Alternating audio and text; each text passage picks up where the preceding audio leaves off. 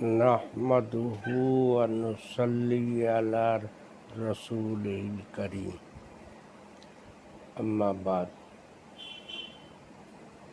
میرے دوستوں اور بزرگوں، حضرت معاویہ رضی اللہ تعالی عنہ صحابی رسول بھی ہیں اور مجتہد صحابی ہیں۔ یہ بات بخاری شریف میں لکھی ہوئی ہے۔ حضرت عبداللہ ابن عباس رضی اللہ تعالی عنہ نے ان کو صحابی بھی قرار دیا ہے، اور ایک روایت میں ان کو فقیہ یعنی مجتہد بھی کہا ہے۔ اب دو بات یہاں پر سمجھ لینے کی ہے۔ پہلی بات تو یہ ہے کہ وہ فقیہ مجتہد ہے، اور جب مجتہد کوئی شخص ہوتا ہے تو اگرچہ وہ صحابی ہو یا نہ ہو، مجتہد کی ہر بات میں ایک ثواب ملتا ہے۔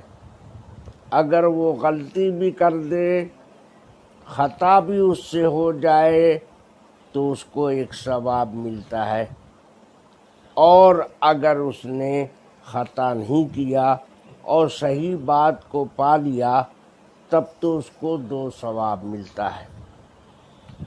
تو حضرت معاویہ رضی اللہ تعالی عنہ جب فقیہ مجتہد ہیں، تو اگر خدا نخواستہ اگر ہم فرض ہی کر لیں کہ ان سے کسی بات میں غلطی ہو گئی یا انہوں نے خطا کر لیا، تو مجتہد کی خطا معاف ہوتی ہے اور اس میں تعویل کی گنجائش باقی رہتی ہے۔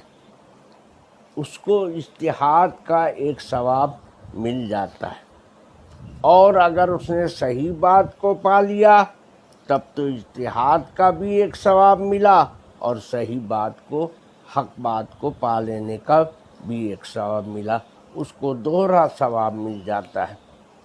تو حضرت معاویہ رضی اللہ تعالی عنہ کے سلسلے میں اہل سنت والجماعت کا یہی عقیدہ ہے اور یہی موقف ہے کہ اگر ان سے کسی معاملے میں خطا ہوئی تو اس میں تعویل کر لی جائے گی، اور وہ خطا معاف ہوگی، اس لیے کہ مجتہد ہے۔ اور اگر اس میں خطا نہیں ہوئی ہے، تب تو ان کو دوہرا ثواب ملے گا، ایک تو اجتہاد کا اور دوسرے حق بات کو پا لینے کا۔ تو حضرت معاویہ رضی اللہ تعالی عنہ صحابی رسول ہے، یہ بات بخاری شریف سے ثابت ہے، اور حضرت عبداللہ ابن عباس کا قول ہے۔ ان کے نزدیک وہ صحابی بھی ہیں اور فقیہ مجتہد بھی ہیں۔ اب حضرت معاویہ رضی اللہ تعالیٰ عنہ صحابی اور مجتہد تو ہیں ہی، نبی پاک صلی اللہ علیہ وسلم کے سالہ بھی لگتے ہیں رشتے میں، اس لیے کہ حضور پاک صلی اللہ علیہ وسلم کی ایک بیوی ام المومنین حضرت ام حبیبہ رضی اللہ تعالی عنہا حضرت معاویہ کی اپنی بہن تھیں، تو اس رشتے کی بنیاد پر حضرت معاویہ رضی اللہ تعالیٰ عنہ جناب رسول اللہ صلی اللہ علیہ وسلم کے اپنے حقیقی سالہ بھی ہوتے ہیں۔ اب ایک بات جو خاص طریقے سے یاد رکھنے کے لائق ہے، وہ یہ ہے کہ اسلام میں ہر آدمی اسی کام کا ذمہ دار ہوتا ہے جو اس نے انجام دیا، دوسرے کے کام کا وہ ذمہ دار نہیں ہوتا ہے۔ اگر بیٹے نے کوئی کام کیا تو باپ اس کا ذمہ دار نہیں ہے، اور باپ نے کوئی کام کیا تو بیٹا اس کا ذمہ دار نہیں ہے۔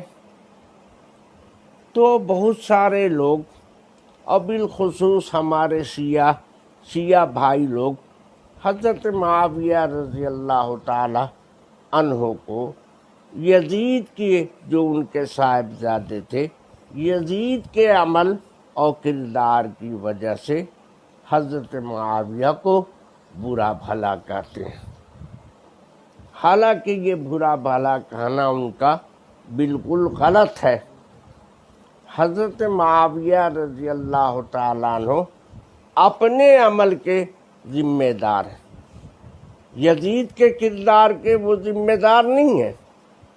اب بہت سے لوگ یہ الزام دیتے ہیں کہ یزید کو خلیفہ اور ولی عہد انہوں نے بنا دیا تھا، حضرت معاویہ نے۔ ٹھیک ہے، انہوں نے بنایا تھا، تو جس وقت بنایا تھا اس وقت یزید کے کیریکٹر اور کردار میں کوئی ایسی بات نہیں تھی کہ جس کی بنیاد پر حضرت معاویہ کو متہم بنایا جائے اور یہ کہا جائے کہ ایک غلط آدمی کو انہوں نے کیسے بنا دیا، جس کا کردار صحیح نہیں تھا، عمل صحیح نہیں تھا۔ سوچنے کی بات ہے کہ حضرت معاویہ نے جس وقت بنایا اس وقت اس کا عمل غلط کہاں تھا؟ اس وقت ان میں کون سا عیب تھا؟ اس میں اس کے کردار میں کوئی عیب اس زمانے میں نہیں ملتا ہے۔ آدمی کا عمل بنتا بگڑتا رہتا ہے۔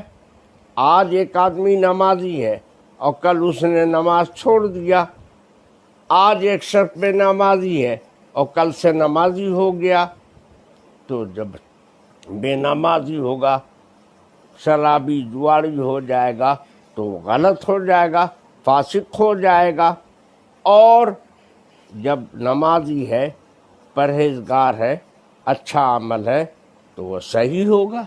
حضرت معاویہ رضی اللہ تعالیٰ عنہ جس وقت ولی عہد بنایا، اس وقت معاویہ اس وقت کے عمل کے ذمہ دار ہیں، تو حضرت معاویہ نے اس وقت اس کا عمل غلط نہیں دیکھا، اور کوئی غلطی اس میں نہیں تھی، تو اس زمانے میں وہ غلط نہیں تھا اور فاسق نہیں تھا۔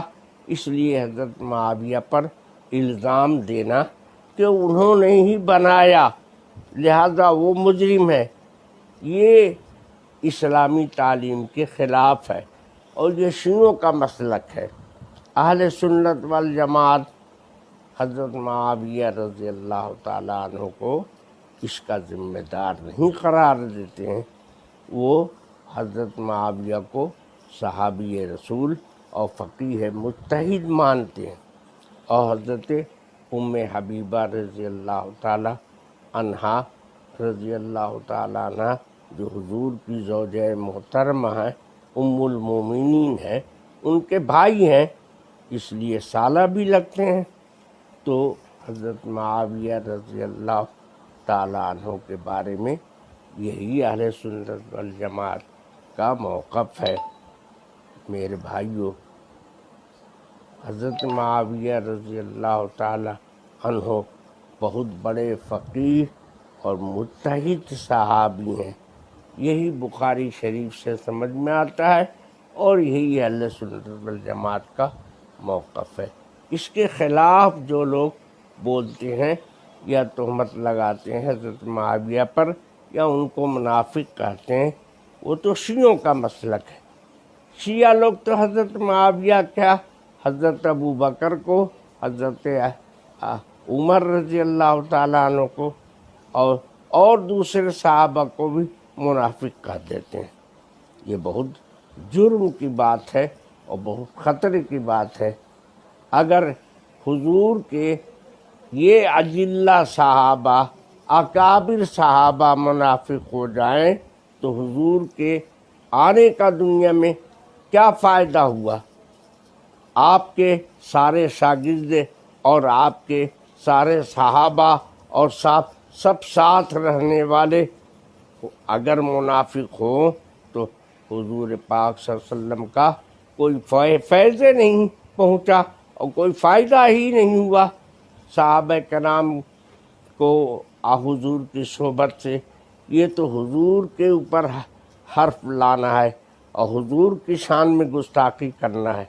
इसलिए अहले सुन्नत वल जमात इससे बचते हैं। दरख्त अपने फल से पहचाना जाता है, तो हुजूर पाक सल्लल्लाहु अलैहि वसल्लम अगर दरख्त हैं नबूवत के और यकीनन हैं और सबसे बड़े हैं, खातमुन नबीन हैं आप, तो आपसे जितना सहाबा को आपके शागिर्दों को फैज़ पहुंचा और जितना फल शीरी हुआ वो आपके ज़रिए से, तो हुजूर के सहाबा को मुनाफिक कहना और ये कह देना कि वो मुनाफिक थे, उन्होंने हुजूर का साथ दुनिया के लिए दिया और दुनिया की गरज से दिया, ये बहुत जुर्म की बात है और ये हुजूर की शान में गुस्ताखी है। अल्लाह पाक इससे सारे ईमान वालों को महफूज फरमाए। व आखिर दावाना अनिल हम्दुलिल्लाहि रब्बिल आलमीन।